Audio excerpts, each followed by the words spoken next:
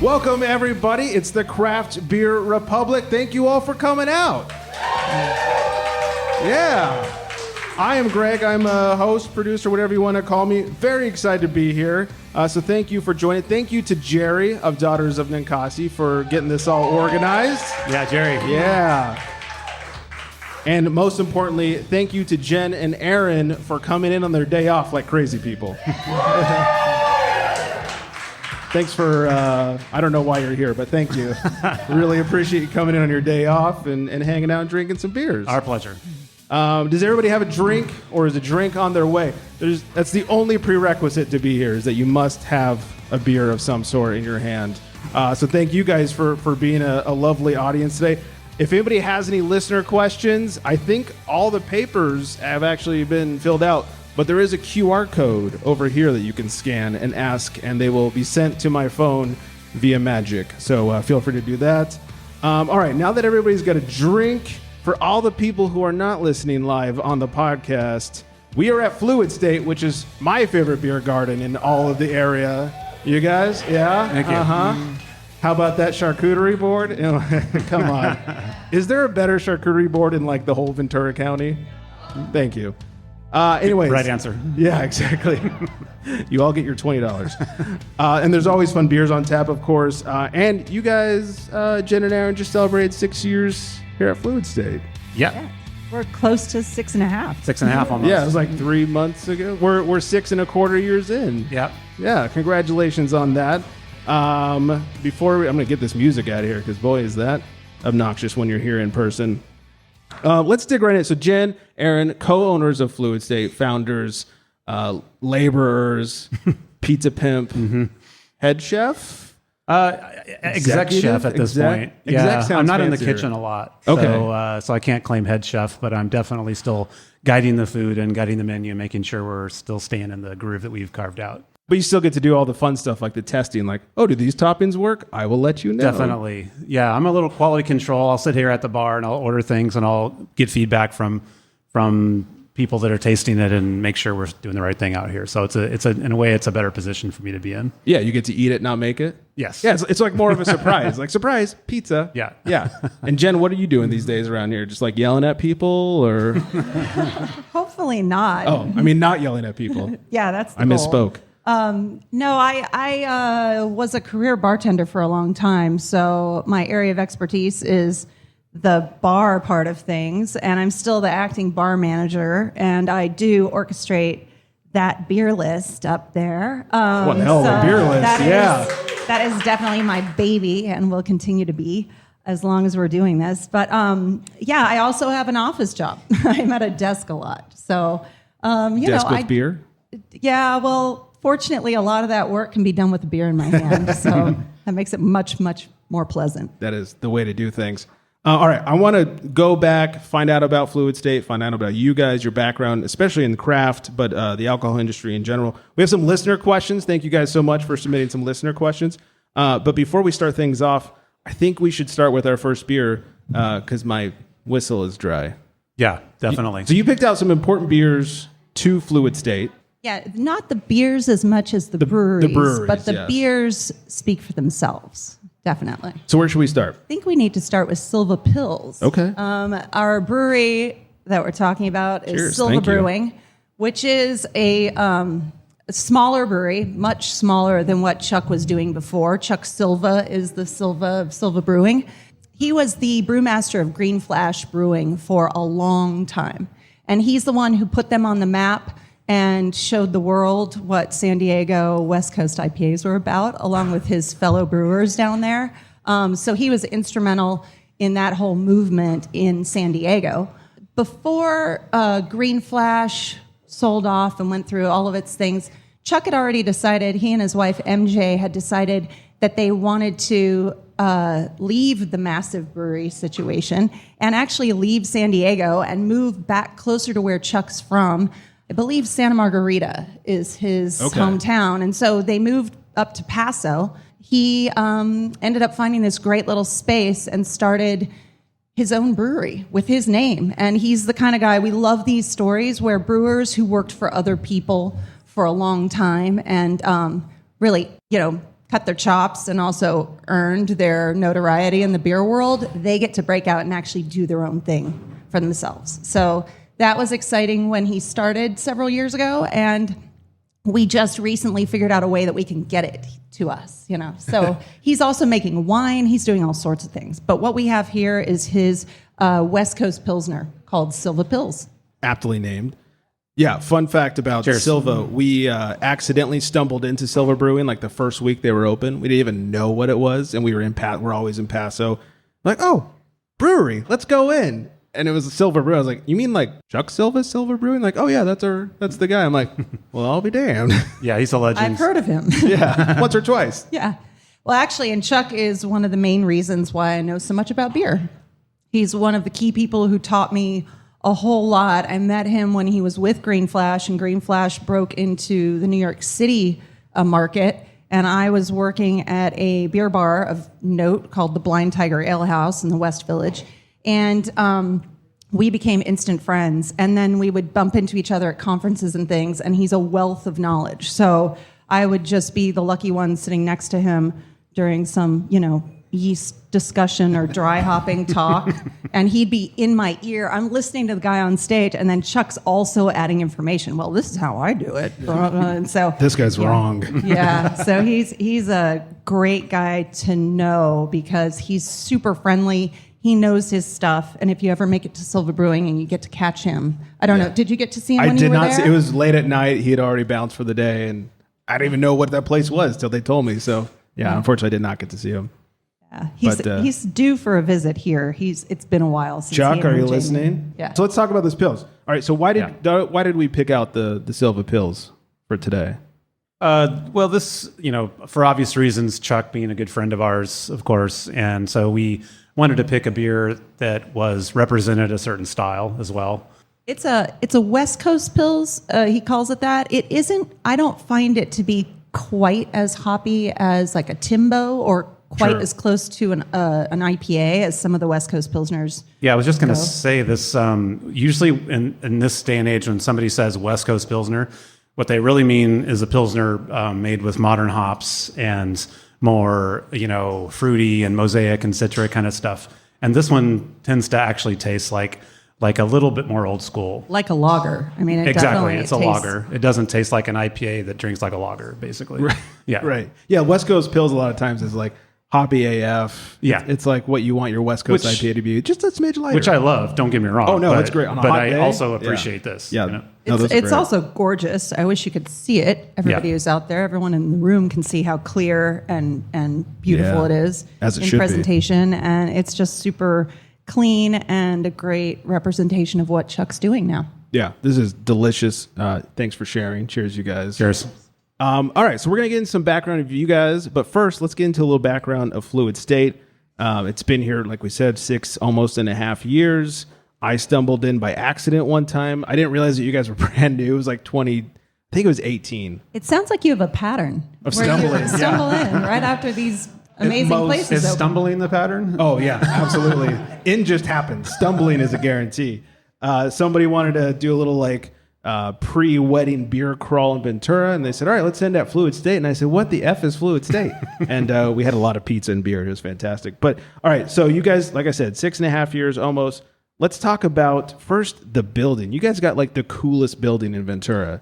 Yeah, we feel very fortunate with that. So that goes back a little bit before we had found a building, and I was still trying to convince Jen that she even wanted to do this because I'm the one that had the restaurant background, and Jen had the bartender background, which had probably seen a lot of restaurants come and go and not work out. And so, did you ever convince her? Yeah, here we are.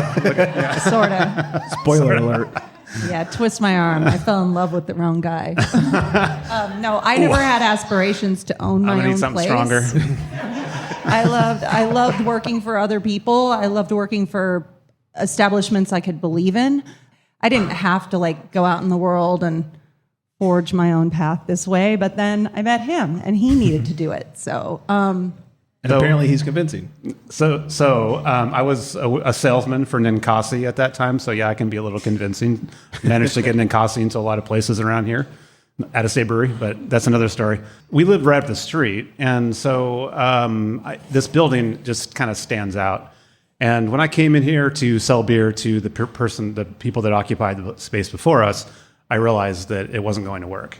And so suddenly it didn't work selling them beer. That didn't work either. And the business wasn't going to work. Twofold. Right. And so I just decided I wanted to be in this building, even though I really hadn't leveled with Jen on that yet, because I was still working on the whole, we're going to do this little small space, and it's going to be me behind the kitchen, you behind the bar, and we'll have like 1 or 2 employees, and it'll just be like a really manageable thing. That's how he got me on board, was the idea of not having any employees. Yeah. And I was like, oh, I might be able to do that. And then that place on Seaward we were looking at fell through. Yeah.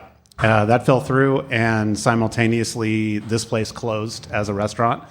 And so I dedicated myself to get this place. So essentially, my beer territory was huge. It got suddenly a lot smaller because I wanted to meet the people that owned this space, right? And so I was just doing laps basically every day. I was by here like 3 or 4 times, and finally I saw the note in the door, and somebody was trying to take equipment out of the back. And long story short, I finally figured out who the landlord was, made contact with them. The owner of this place was Frank and Asaka Nam, but Frank was our point person. Okay. And Frank was he's passed away, but was this 86-year-old. He was 87 years old. 87-year-old. And a former restaurateur. Opened his first restaurant, incidentally, in Manhattan Beach in 1959. Okay. So this guy was an old-timer. He was an OG guy in the restaurant industry. So he also says that he opened the first hibachi restaurant back before you could get soy sauce in regular grocery stores. Right. It was like he was interesting. He had emigrated from Korea with his family to Hawaii, and then came to California to go to college, and then stayed and decided he was going to open up restaurants. And then he was the kind of guy who then did open a handful of restaurants, wasn't a restaurateur after age 60, but had managed to buy a bunch of buildings. And so that's where he was in his life with all this real estate, but he had decided he really wanted to believe in the businesses. And so that's when Aaron stepped back in and convinced him. Well, so being an old restaurant guy, I'm a young restaurant guy. I mean, I don't feel young, but compared to him, there was some common ground there. And so we just basically spoke the same language, not literally, he was Korean, but, but I mean, spoke that restaurant language. And I think he saw that in me and us. And so he basically said, yeah, it's a longer story than this, but let's just, for the sake of brevity, he just decided we were the ones. And so that's how we got this spot. And it had parking, and it had outdoor Yeah, you guys have your own parking lot. And we have to thank the failed business before us for Thank you, Ragsdale. Spending the Rest in money. peace. Give them a shout out. Spending the money to actually break through and do the demo to just expose what this building really had to offer. We had a full year of build out, and we didn't have an unlimited budget. And so we were able to do this really on a shoestring, believe it or not. Really strategic with the right contractor, but we were able, he's the one who broke through and exposed all the poured concrete walls and the beams above our heads, and so much that we wouldn't have been able to take on this project if he hadn't done all that. So thanks to that guy. But thanks for not being a great business owner, but being a great wall knocker downer. Yeah, we were really able to come in here and focus on the things that were really important to us, which was this bar, this horseshoe bar that Jen designed, and I built. None of this design is what was here before. No, okay. He really, he was good at demo, not good at designing a restaurant. No. Man could swing a sledgehammer. So we had the vision of the horseshoe bar so that it could be conversational, and we knew the moment we saw the building that we wanted the beer list to be splashed across that expanse wall to wall, so that one of the first things you would take note of was the fact that we took our beer seriously. So obviously we have full liquor and we've got great food, and people figured all these other parts out too. But the beer list, we wanted that to be front and center, and it is. Yeah. Well, and you're so into the beer that you even have a sign that says the last time the lines were cleaned. Yeah. Beer nerds love that. Thank you. That's fantastic. I do have to give a shout out to Corey Thomas, the guy that was our contractor during the whole thing. He just kind of got our vibe, and he was actually the one that came up with the idea of those beer signs. So we didn't, you've seen every beer sign imaginable. Right. They exist already. And so to do a unique beer sign is actually really hard to figure out. Yeah. And that was 100% Corey's idea. So thank you, we Corey. knew where we wanted it, but we didn't want to cover up all that beautiful wood once he finally figured out this technique. But the whole design of this place was really a creative brain trust between Aaron and Corey. I have an art background and everything, but sometimes you can have too many cooks spoiling the broth. And I just was like, okay, you guys speak a language and you're figuring this out. So I would come in and say, yes on that, no on that, and just let them go. And it turned out like this. We're so proud of it. Yeah, it's fantastic. And this is give it up. And the building is a registered landmark. Yes, it is. It's built in like the 30s, I think. It was the an old 1930s. insurance building. Yeah. So like a bank, it had a safe. People think it was a bank, but it was back when... It looks like a bank, yeah. It was back when all the insurance policies were on paper records, and so they had to be kept in a safe. So we have a basement here, which is, of course, kind of crazy for California. And we even have a mezzanine. I mean, it's a big building. And the thickness of the concrete around the area where most people order is because that was the former safe. Mm-hmm. So, just sort of. Yeah, it's very stable. It's a very safe building, as we found out. We found out a couple of times, the Thomas Fire and earthquakes and all the things that have befallen us. This building, in fact, during the earthquake, these lights didn't even sway at all. It was just like everything just kind of stayed together as a unit. So it survived Hurricane 2023. If there's any natural disasters, run to Fluid State, get a beer, and you'll be fine. Yeah, you don't have to tell me twice. So I know you had another place lined up as a smaller place, no employees. Sorry, employees. What really drove sort of not just the visual design, but the design of the menu and the beer? Was it, we got the building, now here's our idea? Or was it, here's our idea, let's find the building? Yeah, so I'm a big believer in fitting your concept to a certain degree to the building itself. I think buildings actually speak, and so spaces speak. And so I think it's a big mistake to force a concept into a building where it doesn't fit and there's no flow. And so our initial concept wasn't too dissimilar to this, just a lot less. It was going to be edgier because it was going to be down. It was going to be called Hail Gluten. So that, and then we get this building, and the first thing was like, we've got to start filling out paperwork, and this is not a Hail Gluten. This isn't a Hail Gluten. We got to come up with something else. And so we had to go to our computers and spend an afternoon just digging for ideas, and then we came across a list of physics terms, and fluid state came from that list. And it was like, gosh, this sounds good. And then I was a little concerned that it was so focused on the liquid that it wasn't honoring what Aaron was going to do with the food and the pizza. And so I kind of was like, yeah, it's too bad it's not just a bar. That would be a good name. And the next morning, we woke up and he's like, I've been thinking about what we were talking about. I really liked fluid state. And I was like, are you sure? And he's like, no, I think they're going to figure it out with the food. I don't think we have to mention the food in the name. And he's right. I mean, sometimes to our dismay, our food sales keep going up and up and up. And yet, they figured that part out, and we can embrace the fluidity of the name Fluid State. Do you find that more people come in expecting to get beer and then, hey, there's food? Or is it the other way around? I think it started like that for sure. Our sales were initially 75% beverages and 25% food. And now it's about 50-50. Okay. And that's changed. That's been gradually changing over time. We kind of hope it stays 50-50, somewhere around there. We're okay As with people see the pictures of the charcuterie board, I know. It's going to further. It's a problem. And the wings are, give me those wings. But we're both like-minded in this. We like things that aren't completely obvious up front, that, it's fun to us when people have to kind of figure it out a little bit. And then they've got a little dog in the hunt. It's like what's going on here? It says Fluid State. It says nothing outside other than that. And they walk in, they see the beer, and then all of a sudden they look at the menu and they say that we have full liquor and our margaritas are good. And so it's you see a pizza go out. Yeah, a pizza walks by and they're like, holy crap. So yeah, I kind of like that, where it's just not just handed to you on a silver platter. You got to do a little work. Right. You know? I remember the first time I was here, I came into what I ordered. And then like somebody came out with their pizza and I was like, I ordered wrong. Like, hold on. Let's redo this. I'm drunk enough. Let's get more food. Yeah. All right. So we touched on this a little bit. You guys both have unique backgrounds that really play well into this. Aaron, you salesperson for Ninkasi. Yeah. Which back when like Ninkasi was huge. Right. I mean, I guess it was before everybody had a craft brewery. Yeah, that was my first salesman gig. I don't have a background in sales at all. For me, Ninkasi was a great opportunity for me to do something I'd never done before, working for somebody that I knew that, let's be honest, the job compared to the job of owning restaurants is incredibly easy. And so it was kind of like a 3-year vacation for me, to be honest with you. You know, I could go outside. I was like everybody's best friend. I had beer in my truck. I'd show up to bars and buy people beers and just, you know, have a great time all the time. It's a write-off. Yeah, basically.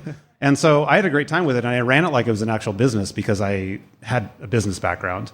And so I was pretty successful in this area in spite of my lack of sales experience. I think that actually worked in my favor. I didn't come off, you know, salesmanship. Right, used car sales. Yeah, exactly. Yeah.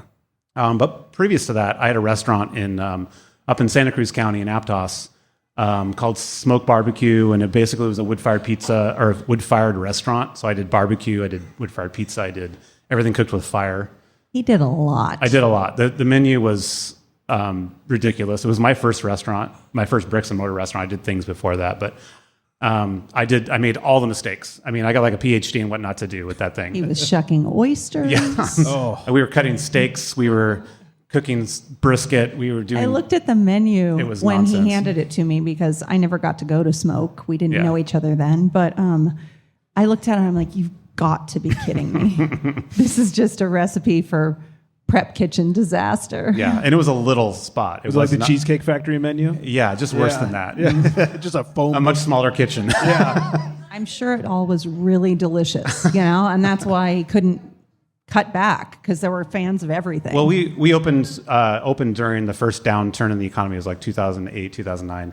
And immediately, while other restaurants were going out of business, there was a line out the door, and it was really popular. But I just didn't know how to run a restaurant, and I didn't know how to, like, from the very beginning, I hired all the wrong people. I hired friends and family. I was just like, you know, never made any money at it. But I ended up learning a lot and kind of dusting myself off, taking that salesman job, and then crafting this idea, which eventually became Fluid State. But he also was making pizza before. I was, yeah. So I've got 20 plus years in the pizza game. A friend of mine years and years ago, a friend of mine and I built a wood-fired pizza oven trailer, and we'd go around to winery pickup parties. This is like early 2000s, and do wood-fired pizza and do fun stuff like that. And so, you know, I've just had a love of pizza. I've figured out my own dough recipe before the internet was very, you know, prolific with recipes and YouTube videos. It didn't exist, so you had to kind of figure it out. I'm also hearing that you need to have more barbecue here. Yeah. Come on. Not going to happen. Once a year, we do fire up the grill. We do occasionally do it. We do tri-tip. But the thing about, this is another thing I learned, you know, barbecue is, I love it. I'm passionate about it, but it's the highest, everything's high food costs. It's like, yeah, you know, it's so hard to make money at that. And it's not that I'm money hungry, you know, but you're also not money hungry. Well, you gotta have a sustainable business, you know, to stay alive. And so in order to make money in barbecue, you have to charge a lot of money for it. And historically, people aren't willing to pay a lot of money for something called barbecue.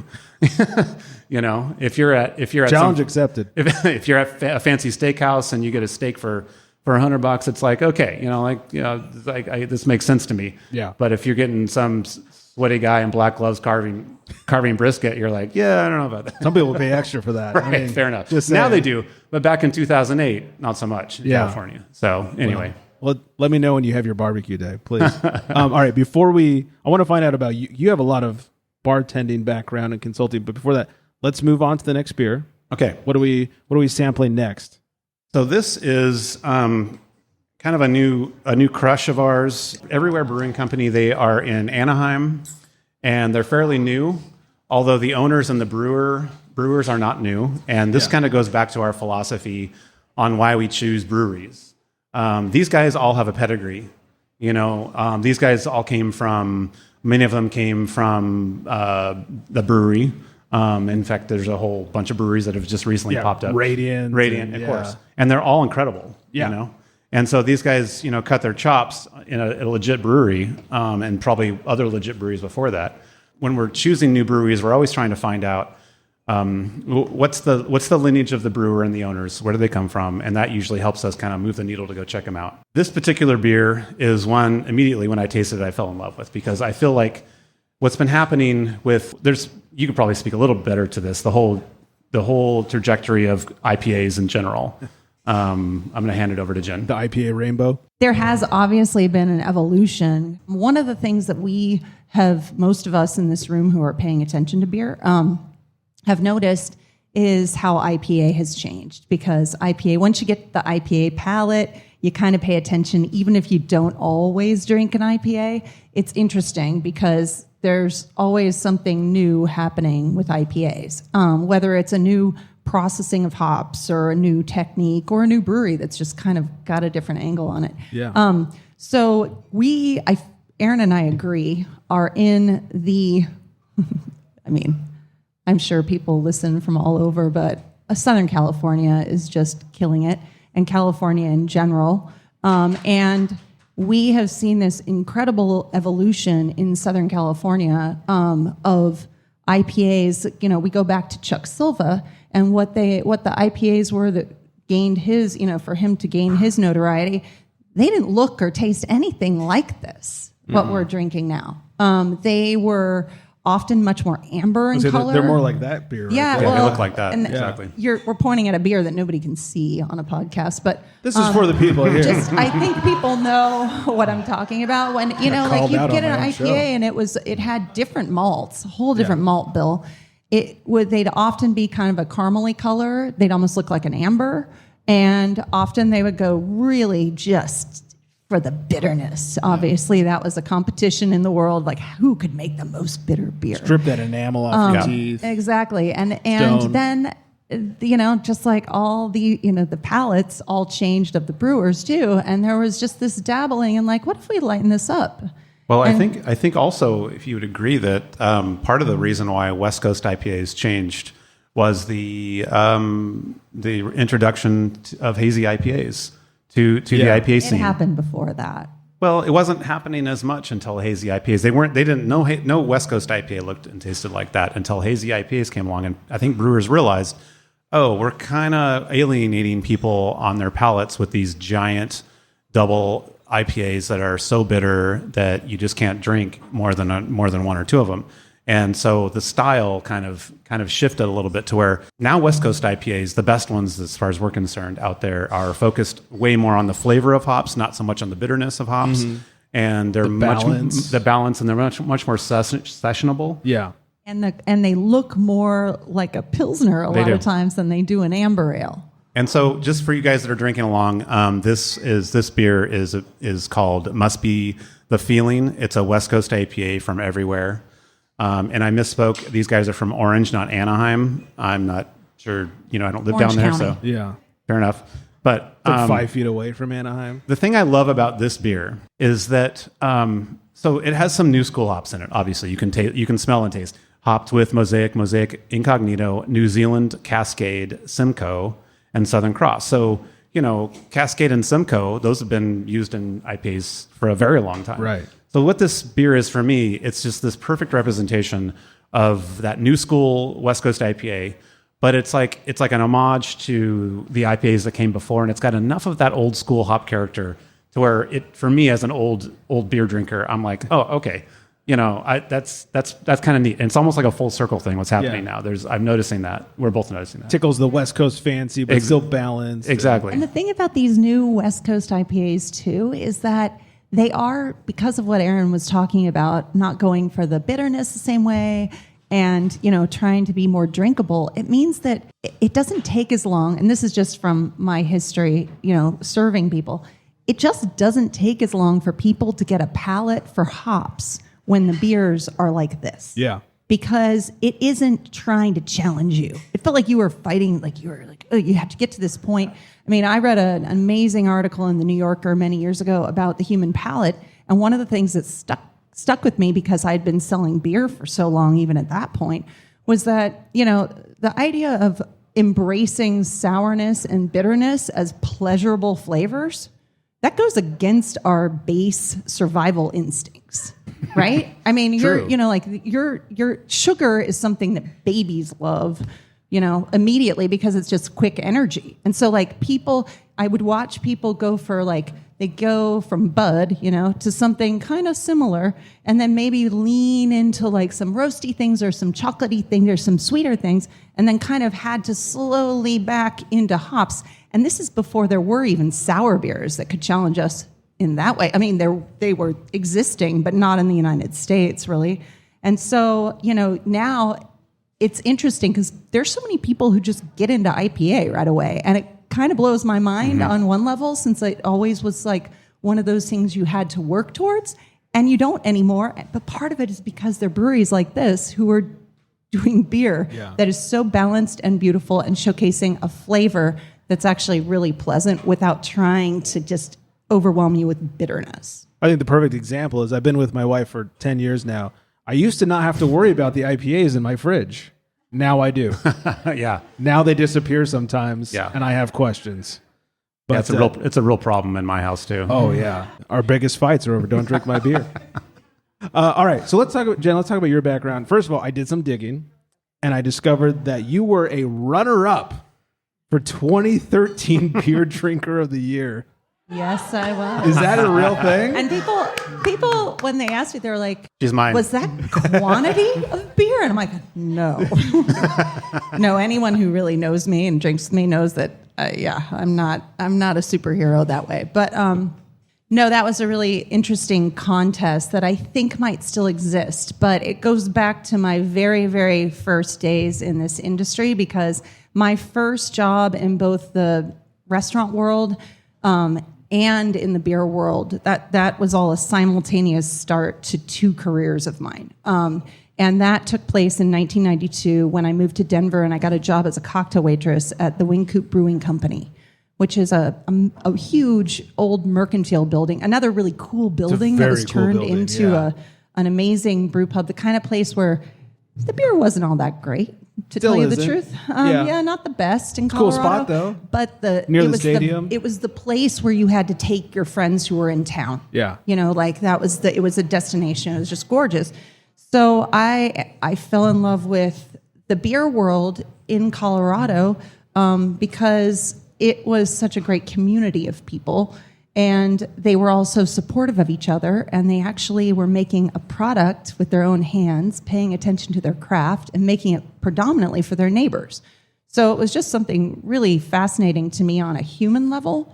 So I got my start in all of this and had moved 20 years beyond that through my trajectory. And then in 2013, exactly 20 years later, I had been pestered by a bunch of beer geeks in New York, like, Jen, you need to write the essay. You need to put yourself up for Beer Drinker of the Year. You'd be great. And I was like, yeah, okay.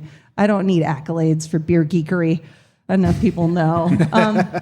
And yet that year it kind of made sense because I had the opportunity to do some fascinating beer things. It was more about beer experience in the year before, and I had been invited to brew a batch of beer with Jean Van Rooij from Cantillon in Brussels.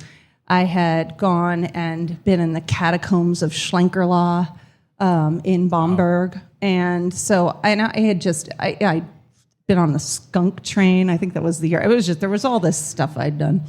And with Lagunitas, that was their party. I'd done so many things, and it was the 20-year anniversary of the Wing Coop, who happened to be the sponsors of this contest. And so it gave me, it kind of made me feel like I'd come full circle. And I wrote the essay, and, I was a shoo-in. I knew I was. So they flew me out to Denver, put me up in the Brown Palace, which is an amazing hotel.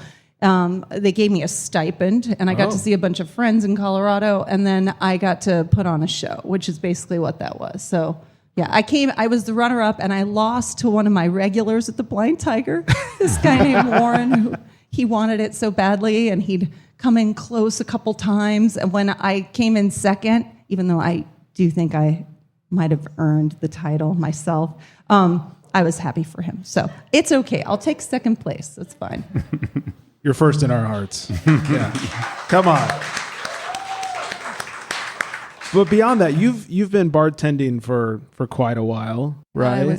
You started in Denver, I think. Denver in '92 as a waitress, but yeah, I went to North Carolina for a couple years, and what's funny about that in the beer world is now North Carolina is like, it's a mecca. Like and San Diego East. We went for the beer industry, and there was nothing going on, and so I moved for a boyfriend who is still a dear friend of mine who was selling beer back then. And he has a type. Yeah. Chefs and beer sales guys. Good looking beer dudes. Yeah. But I didn't belong in the South. That's all I need to say about that. So I Ditto. I had an idea about going to New York City for the fashion industry, but obviously I needed to earn a living too, like while I was getting my degree. And so I got into bartending again, and I bartended there for 14 years. Once I got my degree, I lasted in the fashion industry for about 10 months. And then people were like, "Oh, so you're leaving New York?" I'm like, "New York is not the problem. It's this industry." So after designing men's and unisex accessories for Old Navy for about 10 months, I quit that in a ball of fire and went back to bartending with renewed and greater conviction. But beer had not taken a hold. Right. So I had to wait. I had to be much more patient until there were some beer bars and they were doing a good job, but people just didn't know what I was talking about. Are you responsible for Old Navy Performance Fleece? No, but I killed it with the backpacks. Okay. All right. I made them so much money that fall. Those commercials still haunt me. Performance Fleece. But you were among the first in New York to really focus on beer. Like you were. We talked about this before. Yeah, you were. Which is what we're getting. Factions Anomaly is the next tie-in. beer we're going to drink. Yeah. But no, I was an anomaly in that I knew so much about beer. I was from Chico, California is my hometown. Any good breweries out there? Yeah, exactly. So I wasn't a big beer drinker in high school, but Sierra Nevada's logo was like, it was just indelible on my brain.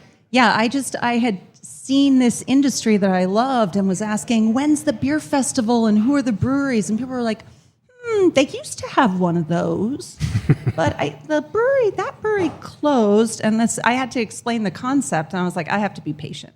But when it finally started, when Captain Lawrence Brewery opened up in Westchester, that's when I saw things start to shift. He had actually trained at Sierra Nevada. He was from Westchester, brought what he'd learned out in the world in the Pacific Northwest and in Northern California, brought it back to New York and started Captain Lawrence. And I had one of your experiences, Greg, where I Did you stumble? just randomly stumbled upon one of the very first kegs that he had sold to a beer bar in the East Village called DBA. And I just happened to take a couple friends there. And I tried that beer and I went, wait, what is this? And I was like, something is shifting. And I've told Scott Vaccaro for years, he's the owner, brewmaster, like, you were the one who marked that change in New York City. But then, of course, just like Colorado back in the day and in some of these markets like Los Angeles, once it starts to move, then it's a snowball effect. And so that took place. But it was like they needed me for a while. I could actually I could connect people to the right beer for them. And there weren't a lot of bartenders who were like me that way. So I felt like I had a purpose and a place there. And by the time I ended up deciding to leave, I felt like it was in pretty good hands. There were a lot of people who had embraced craft beer and knew what they were talking about on the service end and could be the advocates for these amazing breweries that the market really needed because, people didn't even have the vocabulary to ask for what they were looking for. And so, I had a handle in helping to educate people, even though maybe they didn't even realize they were being educated. Well, New York, you're welcome. We got her right here. Do either of you have any experience brewing?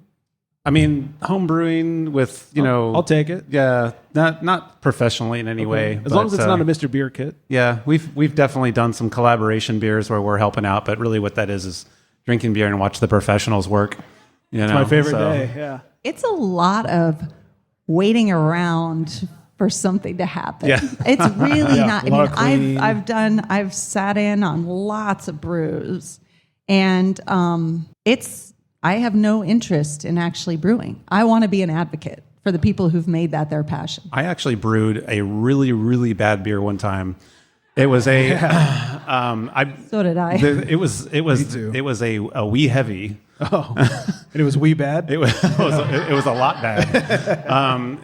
And the brew kettle that I was brewing on was an old keg, which is pretty common. Yeah. And there was just lines kind of carved with a dirty screwdriver on the inside of the keg, right? For your gallon it's just markers, like per gallons, right? And for some reason, I thought the fourth line was the fifth line, and so I only added 4 gallons of water to this thing. Sure. And so what I ended up with was a wee heavy that was so malty and so bitter. And I let it age in my garage for, I mean, probably year 4. It actually started to dry out enough to where you could actually take a couple of sips without feeling a little bit nauseous. Yeah.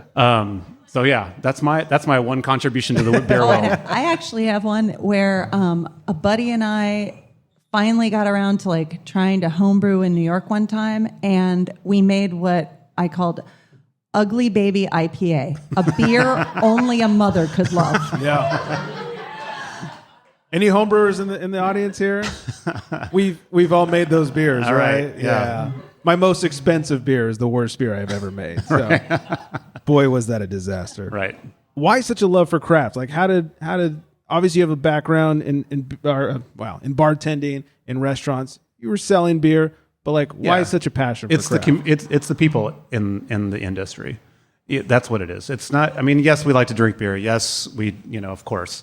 But really, what it boils down to is while you're drinking the beer, the conversations you're having, the people you're meeting, the community that is around it. That's really why we're in it and why we do what we do. Long before absolutely. Long before I met Aaron, and I was in this world.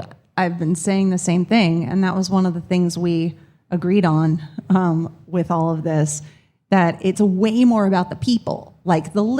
Yes, I know my beer. I'm pretty opinionated about it, but it's so much less about the liquid and more about the humans behind the liquid. So it's always when I would try to connect people to beer, it's also I'd try to throw in a little information about the brewery or the person behind it or what they were, just to give it a human aspect, because people weren't making that connection back when I was first getting people on board in New York.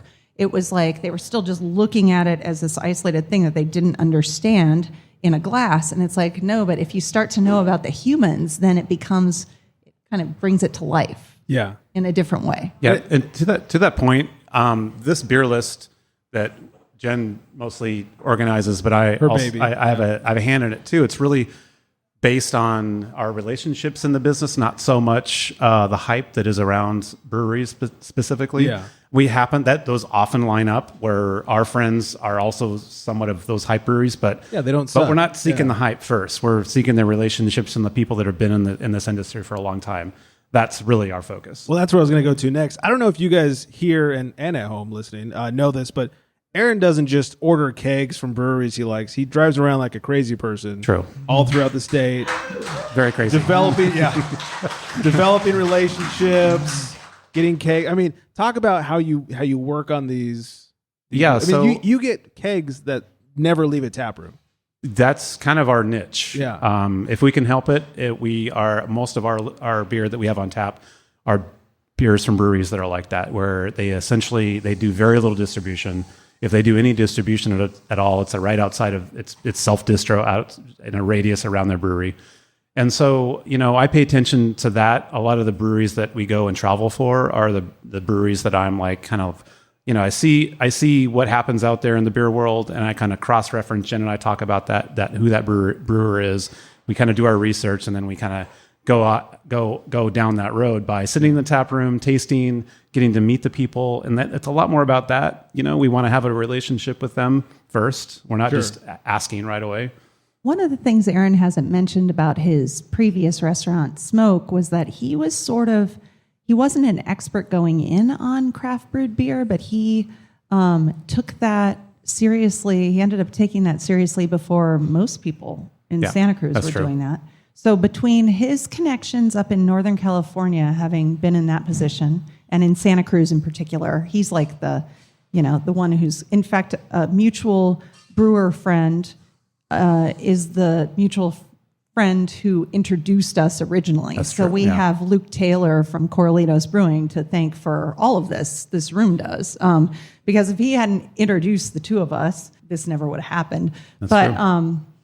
So Aaron had those connections, and I had other connections from all my time. So between the two of us, we kind of got to start Fluid State from a starting point that most beer bars don't get to start. Yeah, that's one of the things that was a big question for us when we were first had this idea. Was okay. We're obviously kind of old timers in this industry, and there's a lot of beer bars and a lot of places that are opening up that seem they don't have the heritage that we have in the industry. Yeah. But we had this thought of like, does that even matter anymore? Because like in an age of like, okay, this is gonna be controversial. Here maybe. We go.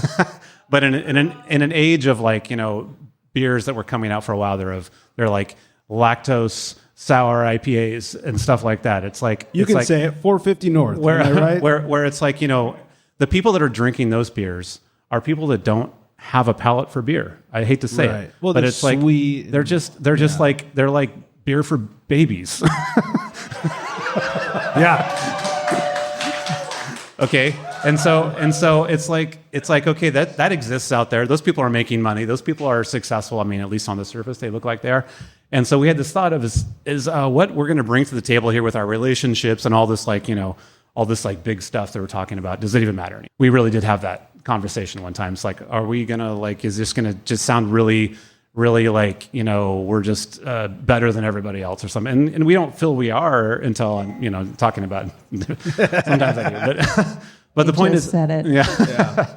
The point is like we do have that history, and we did want to have a place that's highlighted those relationships, and so it turns out it does matter, which is nice, because we took that risk.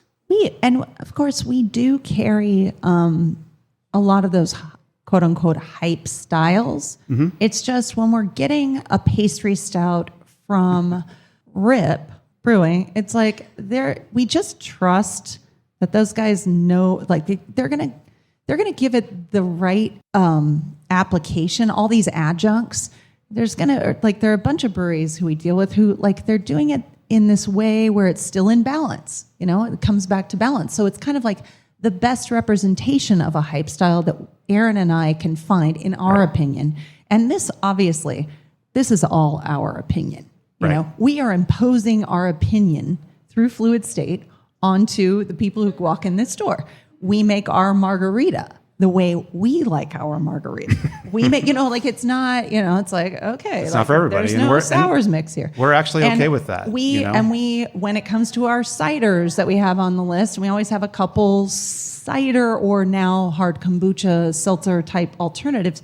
We don't like sweet really that much. And so it took a while that's part of what Aaron was talking about before when it came to people figuring this out, what we were doing sort of over time. It was like people were hesitant at first and maybe would have a beer, and then they started to look at the pizza and trust the idea of the pizza.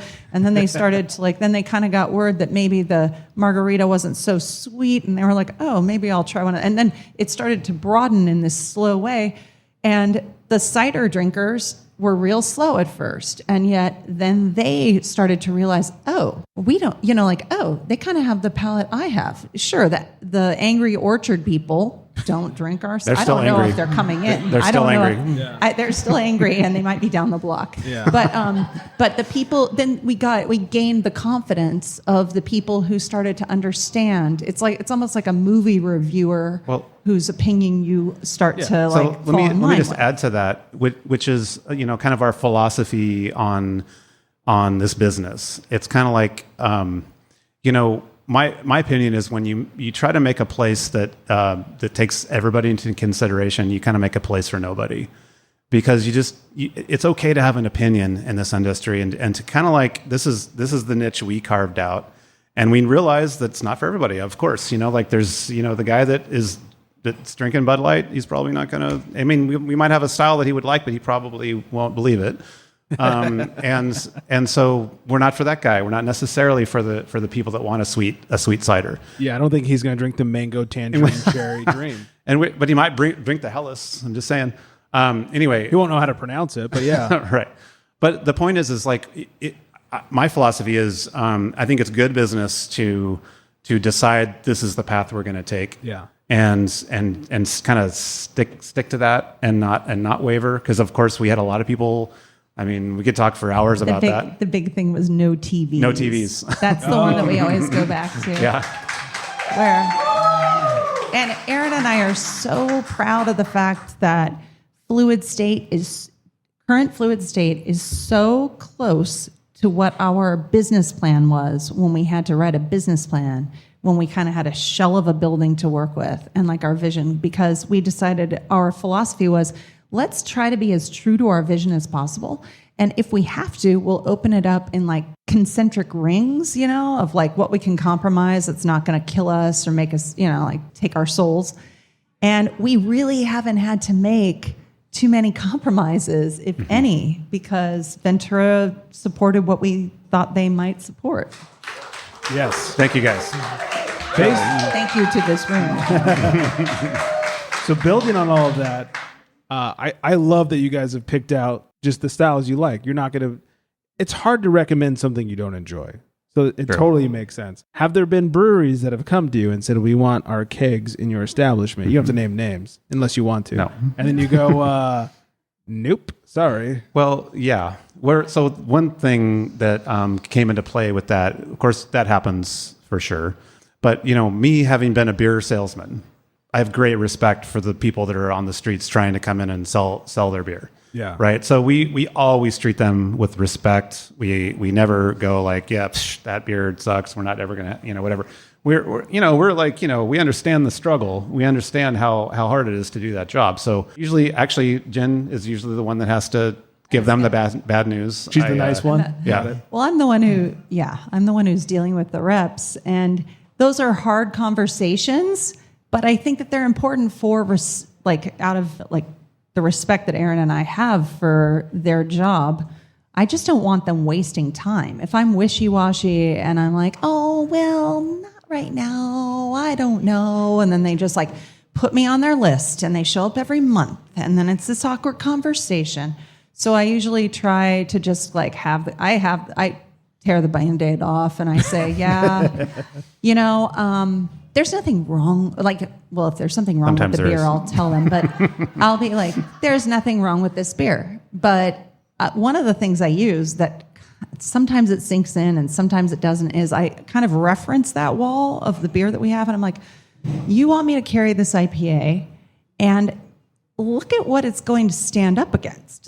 I'm like, we've got Rip Wannabe Wallaby up there. It's like, it's not going to be good for you or your beer, or me, or my customers, if your beer sits there languishing on a line because the other beers it's sitting next to are fresher and more unique and something. And I'm like, there's so many other bars who are looking for distro and and their customer doesn't have the same sort of discerning palate. And so it ends up being this kind of conversation where most of the time they come out going, okay, I get it. The other conversation we have to have is with independence in brewing, because there are plenty of breweries who in the 6.5 years, we carried them and then they sold. And we hold no grudges. It's like, hey, if you're going to sell, make a bunch of money and cash out. That's $1 billion. That's your choice, and that's fine. But we made a conscientious decision before we opened about how we feel on the subject. They don't need us anymore. And so we really do stand our ground and carry independent breweries. And that actually goes for venture capitalist owned, those options too. Because then it got kind of hairy with that too. Mm-hmm. Yeah, I get it. All right, before we have a lot of listener questions. So thank you guys, everybody who's submitted. Before we do that, yes, we got one more beer to try. Yes, let's try it. Okay, so this beer is Faction Brewing Anomaly. It's a particular style. If you guys are drinking this, it's one of our favorite versions, probably our favorite version of this style. This is a blonde milk stout on nitro. It's got cocoa nibs. It's got coffee. It's got lactose. Sorry, Annis. It is just the reason why it's called Anomaly is it tastes, if you close your eyes and drink it, it actually tastes like a stout, but it's kind of amber blonde in color. It's a weird one. Aaron was going to talk about not the first version. Who are you giving credit to? Noble. Yeah, and not just Noble Ale Works, but when Evan Price was the brewmaster of Noble Ale Works. Evan Price of Green Cheek Brewing, if you guys have had that beer here, one of our favorite breweries on the planet. And one of our favorite people in the industry absolutely. too, and an incredible talent. And he's another one who worked for other people for a long time. He was with, I believe it's called Taps Fish. Yeah. Brew House, something like that. He was winning awards for them, and then he moved over to Noble in Orange County and kind of put them on the map before he ended up leaving and starting Green Cheek. And again, now he's doing his own thing for himself, and we're so happy for him and support him. But when he was working for Noble, he is the one who created Naughty Sauce, which is kind of a famous blonde milk stout on nitro. And so he I'm going to give him credit, though he might argue with me when I see him later this month at the GABF. I think he invented it. And it definitely was a beer in Southern California that, turned heads. And so then it became a thing. And now our friend Roger Davis up at Faction, and he did Anomaly is his, and we love it. Yeah, it's just a little less sweet and has a little more bitterness from the coffee and the cocoa than Naughty Sauce. I think it's just more balanced. Again, we go back to balance. Naughty Sauce is a fantastic beer, but it's a beer from years ago. I mean, I don't know. 2012. 2012. I was looking up before the show. I was going to say 10, but that sounds like a long time ago, but it's actually not that long. I could be wrong, but I found 12 somewhere. I was like, okay. Wow, it's been around forever. Yeah, so anyway, what was happening in beer in 2012? Right? A lot of different things. Yeah. And so beer's gotten better, I think. And better, so more balanced, and so that's Anomaly kind of represents. But they're dear friends, and he's talented, and we love when we get to have Faction beers up here because they are other people who worked for other. There's a theme here. Yeah. People who've worked for other breweries for a long time. He was with Drake's and Triple Rock in the East Bay. He worked, Claudia worked for 21st Amendment. She was behind the bar for years. And then, the two of them as a married couple, they decided to finally do their own thing. They ended up acquiring a hangar next to Hangar 1, hangar and next to St. George Distillery, which is where Hangar Run spun off of, but on the former naval base. So their trajectory, their journey to actually get that brewery open was nuts because they're dealing with government property and they're opening up a brewery, and it was just crazy and continues to be crazy for them sometimes. Yeah, and back to the beer. I mean, it's exactly what you said. It's that more balanced version of Naughty Sauce. It's not so sticky and sweet. Right. The coffee shines through a little bit more. It's delicious. This is really good. First time I've had this one. All right, we got some listener questions, some audience questions. Thank you, everybody. Strap in. I'm going to screw up some names. The Duranis asked, if you only had one beer to drink for the rest of your life, what would it be? Oh, come on. Yeah. Also, what's your favorite Beatles album? Okay, Jen, you first. Rubber Soul. That's my favorite Beatles album. No. What's the beer? I'm avoiding that question. I don't want to answer that question. Let's broaden out. How about style? It'd be a lager. Okay. Yeah. Rest of my life. And I'm still an IPA girl, a West Coast IPA girl. I want to drink beers that are the best representations of the style that I can find. But if you are going to go back to something, I'd go back to IPA. All right. Yeah.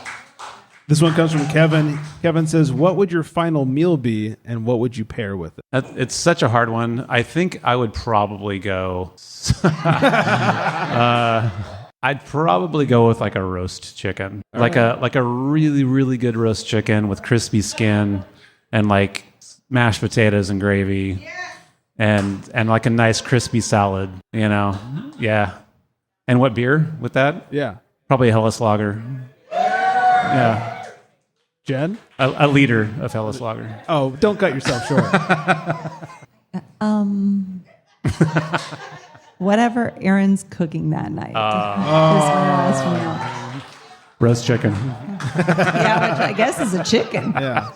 This comes from, I think this is Black Pan. And it says, what is the maximum seating capacity of your mustache?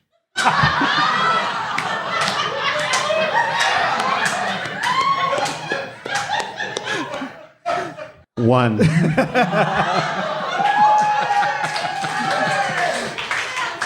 Good answer.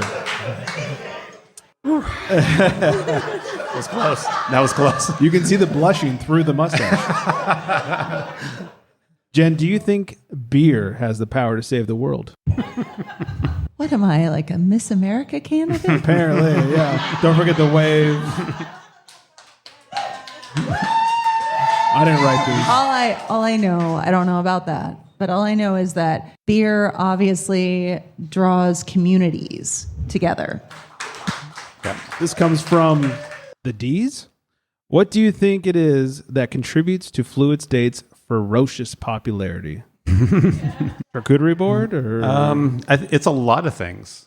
It's a great compliment. And believe me, we don't take it for granted. But I think it's all the things. It's like the beer list and the bartenders and the pizza and the charcuterie board and it's not any one thing. It's like kind of how they all work together. And I feel like, you know, Fluid State can be a place you can make it for whatever you want. It could be a date night. It could be a family day. It could be, 30 people can walk in here and actually like find a place to sit.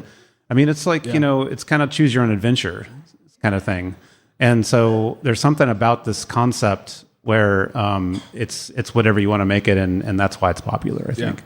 I think you nailed it. We'll start with Jen, but both of you. Should IPAs be hazy or clear? Oh, jeez. Clear.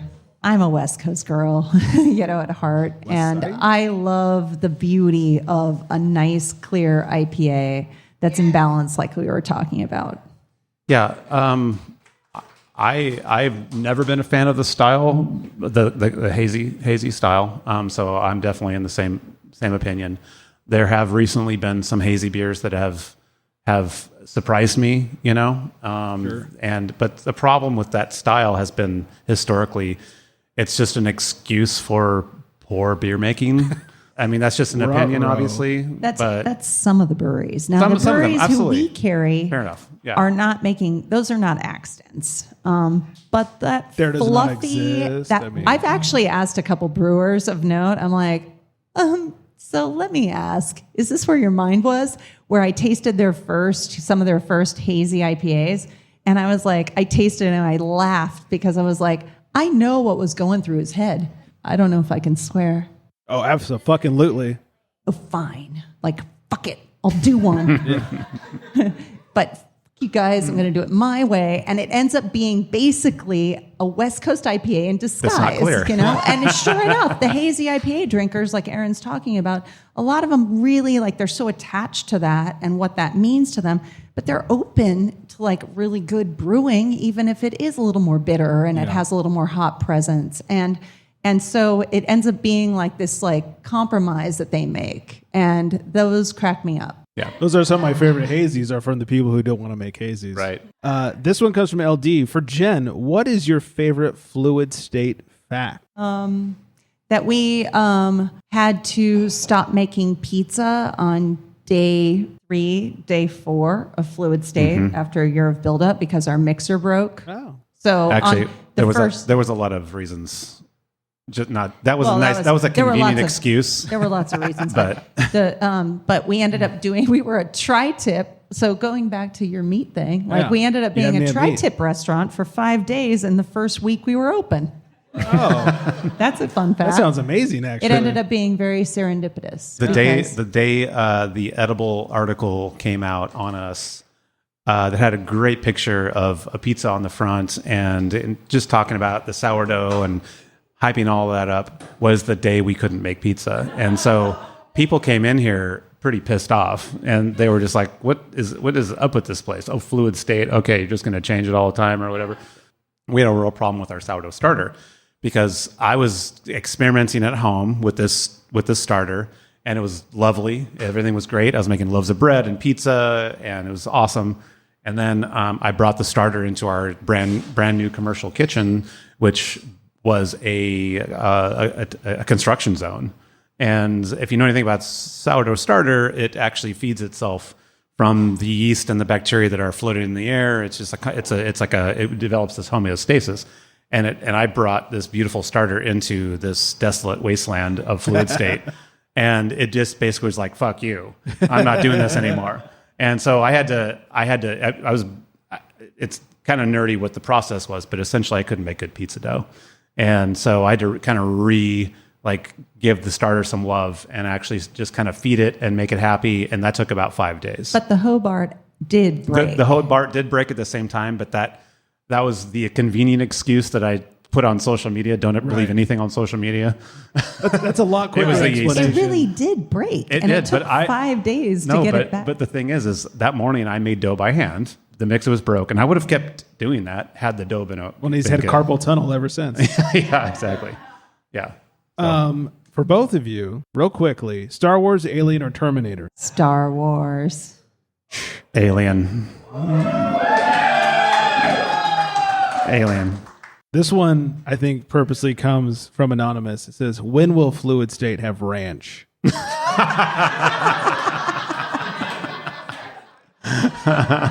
I have forbidden Aaron. I will take credit for this. I make great ranch, too. He makes great ranch. I'm sure of it. I've never had it. But I'm like, the truth is we can't, because ranch is a crutch for bad pizza. Well.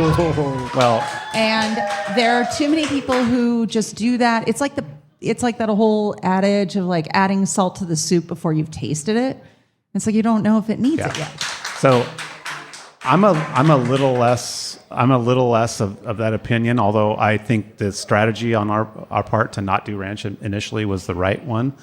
Now I'm feeling as though we could have some really good ranch sometimes. Maybe we make it like a special day. Oh yeah. Or where we come on out for Thursday ranch night, everybody. Yeah. And so it's just, but I mean, I actually like ranch, but good ranch, not the ones you buy in a bottle, but no, that doesn't count. But like the original recipe of ranch originally from Santa Barbara, that's damn good salad dressing. So never know. Well, there you go, Anonymous, whoever you were. Maybe when Jen's out of town. Yeah. You'll always know when Jen's on vacation. Ranch is mysteriously on the menu. Sounds good to me. All right, we're going to wrap it up with some very quick rapid fire questions. We're going to go Jen, Aaron each time. Very quickly, first thing you can think of, what was the first beer you ever drank? Black Label. Carling's Black Label. Lucky Lager. Favorite beer and food pairing? I'm honestly not good at food and beer pairing. Pepperoni pizza with Calzavallana olives and a West Coast IPA. Oof, sounds amazing. It's Wednesday night. What are you drinking? A can of IPA on my couch, but it's an IPA from like Highland Park or everywhere. Like whoever is great, but I usually reserve that for after dinner. Well, clearly, yeah. Grigio. All right. Throwing a wrench. Throwing a wrench.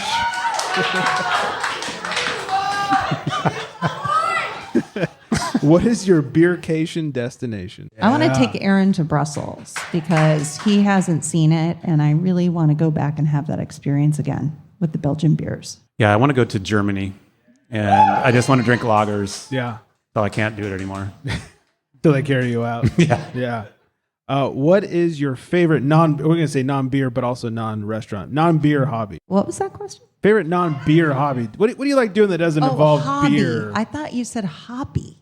That too. And I was like, what's your favorite I don't hobby? understand what that. Yeah. I've been drinking. Oh, no, then me too. I'm hoping to get back into sewing. Okay. I have this like fanatical love of old cars, and so I'm constantly either working on one currently or looking for one to buy and work on. And so if I could just do that all the time, that'd be a joy. Work-life balance. Yeah. Favorite guilty pleasure beer. This is where we find out that you love PBR. I don't know. There isn't one that I'm hiding where I'm like, oh, I don't want anyone to know. But I do own a PBR T-shirt that I don't wear all the time around here. So maybe that was like my weird little like, somehow I'm hiding PBR. I've never seen her drink a PBR. Maybe Nashville. I saw you drink. Yeah, okay. I think you get shot if you don't drink one. Yeah. It's the law actually.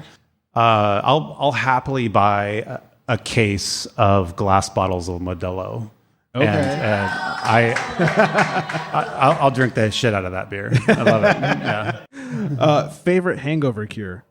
You know the goodies in a little paper fold? It's an aspirin in powder form, so it looks really weirdly illicit. That stuff does sort of work. Do you snort it or no? You just throw it down your gullet. Oh, okay. It's like crazy, and that one goes back to the '90s, like my early Colorado days, where that was like a hangover cure. I mean, for me, it's more hydration. So I just we've hit that age where hydration's the key. Electrolyte it, and I'm fine. Yeah. You guys get hungover? No. I don't like to brag about it, but yes. No, I'll just lay on the couch and wait for Jen to get up and then complain and ask for water. That's my cure. All right. And then finally, what is your favorite word or slang for being drunk? I mean, I guess I use hammered a little more than I use any other. Okay. But I feel like I've got some clever ones somewhere in my receptacles and I can't go to it. Yeah, same. Wasted. Yeah. Yeah. Buzzed up. Jitter. Yeah. Classics. I mean, you can't go wrong with the classic. All right. That is everything. I want to thank everyone for coming out. Please, thank you so much. Really appreciate it. Once again, thank you to Jerry of Daughters of Ninkasi for setting this all up. Thank you guys for coming on your day off. I don't know what's wrong with you, but I appreciate it. If you guys listening at home haven't been... Thank you, Greg. Thank you. Yeah, if you guys haven't been to Fluid State yet, we're in Ventura. It's 692 East Main Street. It's on the corner of like where all the outside disc stops, which is like easy to find. Mm-hmm. So 692 East Main Street, on the grams at Fluid State on Facebook, Fluid State Beer Garden. Did I miss anything? Nope. Thank you guys so much. Thank you, Greg. Thank you for the beer. And thank you, everybody that came out. Hope everyone's staying hydrated out there. And on that note, good night, everybody.